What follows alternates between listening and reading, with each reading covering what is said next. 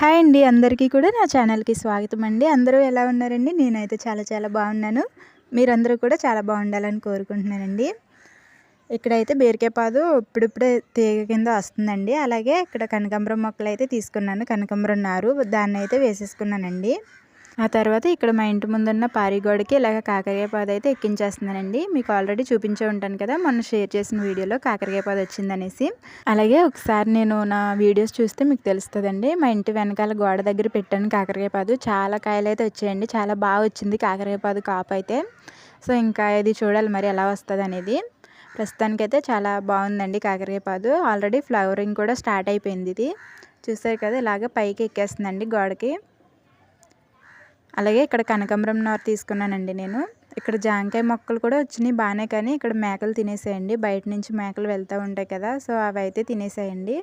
అలాగే ఇక్కడ చామంతి పువ్వుది ఇది నేను డబ్బాలో పెట్టాను కదండి, మళ్ళీ తీసేసి డబ్బాలో నుంచి ఇలాగ కింద నేలలో అయితే వేసేసుకున్నానండి. ఇంటి ముందు చక్కగా తెల్ల పువ్వులది మొక్క ఉంటే బాగుంటుంది అనేసి ఇంకా తీసేసి ఇలాగా ఇంటి ముందు అయితే వేసుకున్నానండి. ఆల్రెడీ మీకు చెప్పా ఉంటాను నా వీడియోస్లో. మొక్క అయితే చాలా బాగా వచ్చిందండి. గుబురుగా చాలా వచ్చేసింది, కానీ ఇంకా ఫ్లవరింగ్ అయితే ఇది స్టార్ట్ అవ్వలేదండి ఇంకా. మరి ఎందుకనో మాకైతే వర్షాలు కంటిన్యూస్గా 3 రోజుల నుంచి కురుస్తూనే ఉన్నాయండి. ఇంకా ఈరోజు కొంచెం అయితే తెరిచిందనేసి ఇలాగ ఇల్లు మొత్తం కూడా నీట్గా కడిగేసుకున్నానండి మొత్తం. అలాగే ముందు అదంతా ఫ్లోరింగ్కి నాస్ అనేది పట్టేసిందండి బాగా. బ్లీచింగ్ అనేది వేసేసి ఇంకా అలా ఉంచేసాను కొద్దిసేపు. అది ఏంటంటే అక్కడ మాకు నారింజకాయ చెట్టు ఉంది కదండి, దానివల్ల నీడ బారిపోయి అదంతా కూడా నాసులాగా పట్టేస్తుందండి. బ్లీచింగ్ అయితే చాలా వేసాను నేను. అది వేసినా సరే ఇంకా కొంచెం వరకు అయితే పోయింది, కానీ ఇంకా చాలా ఉందండి. మళ్ళీ ఇంకా ఎండ కాసినప్పుడు మళ్ళీ ఒకసారి వేస్తే సరిపోతుంది. సో ఇలాగా ఇంటిని అయితే క్లీన్ చేసేసుకున్నానండి. మొత్తం కూడా కడిగేసుకున్నాను నీట్గా. ఇలా కడిగేసుకున్న తర్వాత ఇక్కడ ఈరోజు రోట్లో పచ్చడి చేద్దామనేసి కొత్తిమీర, వేరుశనగ గుళ్ళు, టమోటా పచ్చడి అయితే ఇక్కడ రెడీ చేస్తున్నానండి. మనం మిక్సీలో వేసుకున్న పచ్చడికి అలాగే రోట్లో చేసిన దానికి చాలా డిఫరెన్స్ అయితే ఉంటుందండి. చాలా తేడా అయితే ఉంటుందండి. మనం మిక్సీలో చేసిన దానికన్నా ఇలాగ రోట్లో రుబ్బుకొని చక్కగా చేసుకున్నది చాలా రుచిగా ఉంటుందండి తినడానికి కూడా. సో ఇలాగ రోట్లో అయితే వేసేసుకుని శనకల్లో వేసేసుకుని పచ్చడి అనేది ఇక్కడ రెడీ చేస్తున్నానండి నేను. ఇలాగ చేసిన పచ్చడిని తాలింపు పెట్టుకుంటే దానికి టేస్ట్ అనేది ఇంకా చాలా చాలా బాగుంటుందండి. ఇలాగ చక్కగా వర్షం పడుతుంటే పక్క నుంచి ఇలాగ పచ్చడి అయితే చేసేసానండి. వేరుశనగ గుళ్ళు, టమాటో, కొత్తిమీర పచ్చడి అయితే చేసేసాను. చాలా చాలా బాగుంటుందండి ఈ విధంగా రోట్లో వేసుకుని చేసుకుంటే పచ్చడి. ఇలాగ రోటి పచ్చడి చేసేసుకుని దాన్ని తాలింపు పెట్టేసుకుని పక్కన పెట్టేసుకుని ఇక్కడ ఉప్పు అయితే తీసుకున్నానండి, కళ్ళుప్పు. ఇలాగ కళ్ళుప్పుని అయితే తీసేసుకుని దీన్ని ఒక జాడీలోకి తీసేసుకుంటున్నానండి. చిన్న జాడీలోకి అయితే తీసేసుకుంటున్నాను. ఇలాగే ఈ చిన్న జాడీలోకి తీసేసుకుని ఇలాగ మూత అయితే పెట్టేసుకున్నానండి. దీనికి ఒక పక్కన సాల్ట్, ఒక పక్కన ఇలాగ కళ్ళుప్పు పెట్టుకుంటానండి. రెండు కూడా దగ్గర ఉంచుకుంటాను నేను. అలాగే ఇక్కడ మా పాపకి బాగా చిన్నదైపోయిన ఫ్రాక్ ఒకటి తీసుకున్నానండి నేను. ఇది ఎలాగా ఇంకా వేస్టే కదా, ఇంకా సర్లే ఇంకా మా వారు ఎలాగా గ్లౌజులు కొట్టమంటున్నారు కదా పనికి వేసుకు వెళ్ళడానికి అనేసి. జడాత్కి వెళ్ళేటప్పుడు చేతులన్నీ కూడా కొట్టుకుపోతాయండి గ్లౌజులు వేసుకోకపోతే. అవి బయట తీసుకోవాలంటే 50 రూపాయలండి గ్లౌజులు. 50 నుంచి 60 రూపాయల వరకు ఉన్నాయి. అవి ఏంటంటే మళ్ళీ ఒక రోజుకే పనికి వస్తాయండి. ఇంకా రెండో రోజుకి మళ్ళీ పాడేసి మళ్ళీ కొత్తవి తీసుకోవాలి. ఇవి ఇలాగ మనం క్లాత్ కూడా ఈ విధంగా సాగేది లాంటిది తీసుకోవాలండి. ఇలా సాగకపోతే మళ్ళీ వాళ్ళకి పని చేసేటప్పుడు వీలుగా ఉండదనమాట. ఇలాగ సాగితే ఆ చేతులు అనేవి చక్కగా వాళ్ళకి పని చేసుకోవడానికి ఈజీగా ఉంటుందండి.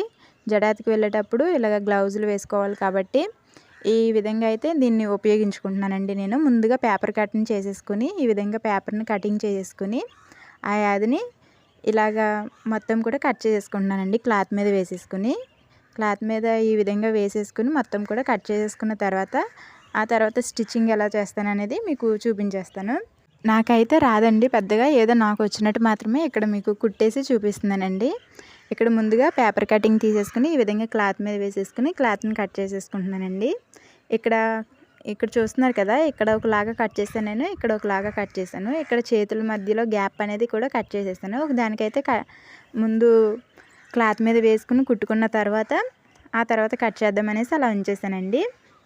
ఎలా ఈజీగా ఉంటే అలాగా మనకి ఇలాగైతే పని తొందరగా అయిపోతుంది. అలాగే ఒక్కొక్కసారి ఇటువంటి క్లాతుల మీద కుట్టు అనేది పడదండి. నా మిషన్ జారిపోయినట్టు పడుతుంది కుట్టు లూజ్గా. సో అందుకనేసి ఈ విధంగా పేపర్ పెట్టి కుట్టేసుకుంటే ఆ తర్వాత మనకి అది పేపర్ని రిమూవ్ చేసుకుని ఇది ఈ విధంగా గ్యాప్స్ అనేవి కట్ చేసేసుకోవచ్చు అనేసి ఇలాగైతే కుట్టేసుకుంటానండి. ఇక్కడ చూస్తున్నారు కదా, ఈ విధంగా అయితే గ్లౌజులని రెడీ చేసేసుకుంటాను. వీటిని మనం బయట కొనాలంటే రోజుకి 50 రూపాయలు పెట్టి తీసుకోవడం ఎందుకనేసి ఇంకా ఈ విధంగా అయితే కుట్టేస్తే ఇవి వారం రోజులు పైనే వచ్చేస్తాయండి. ఇవి అయిపోయిన తర్వాత ఇంకో జత కుడితే ఇంకా ఇవి పడేసి అవి వేసుకెళ్తారండి. సో ఇవి ఫైనల్గా ఎలా వచ్చినాయో మీకు చూపించేస్తాను.